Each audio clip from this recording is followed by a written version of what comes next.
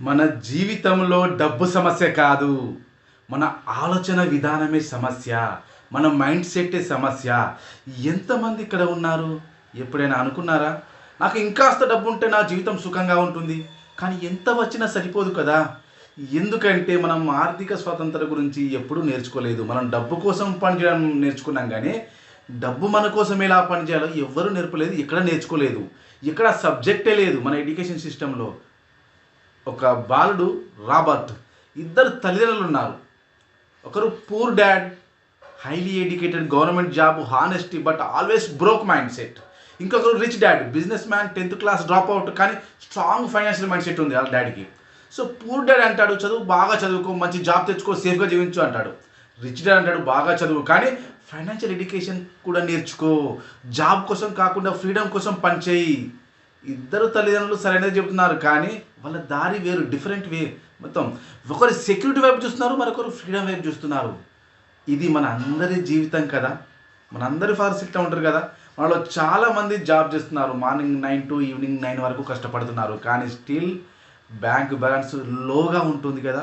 EMI burdens, credit card bills, health stress, family టైంకి ఇస్తున్నామంటే అది zero. మనం ఫ్యామిలీకి టైం ఇవ్వట్లేదు. మన ఎడ్యుకేషన్ సిస్టమ్ మనకు మనీ ఎర్నింగ్ నేర్పింది కానీ money management, money skills, financial education ఇవ్వలేదు. సో ఇక్కడ the poor and middle class work for money, the rich make money work for them.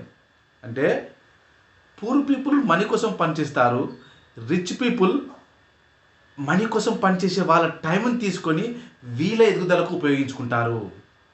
అంటే డబ్బు కోసం కాదు, డబ్బు నీ కోసం పని చేయాలి. శాలరీ కాదు, ప్యాసివ్ ఇన్కమ్ బిల్డ్ చేయాలి, ఖర్చులు తగ్గించాలి, అసెట్స్‌ని పెంచాలి. సంపద అనేది బ్యాంక్ బ్యాలెన్స్ కాదు, నాలెడ్జ్ బ్యాలెన్స్. ఎందుకంటే నాలెడ్జ్ కాంపౌండింగ్ అవుతుంది. మనలో చాలామంది మెంటల్ స్ట్రెస్, యాంగ్జైటీ, హెల్త్ ప్రాబ్లమ్స్తో బాధపడుతున్నారు. ఎందుకంటే మనం సర్వైవల్ మోడ్లో జీవిస్తున్నాము. జస్ట్ మనం సర్వైవ్ కావడానికి పనిచేస్తున్నాము. మన మనసు కూడా చెబుతుంది ఇంకో సంవత్సరం పని చేస్తే సెటిల్ అవుతాను, కానీ ప్రతి సంవత్సరం అదే మాట, అదే రిపీట్, అదే సమస్య. ఇప్పుడు body pain, mental strain, emotional drain ఇవన్నీ కలిపి మన హెల్త్, హ్యాపీనెస్, వెల్త్ మూడు దెబ్బతీస్తున్నాయి కదా.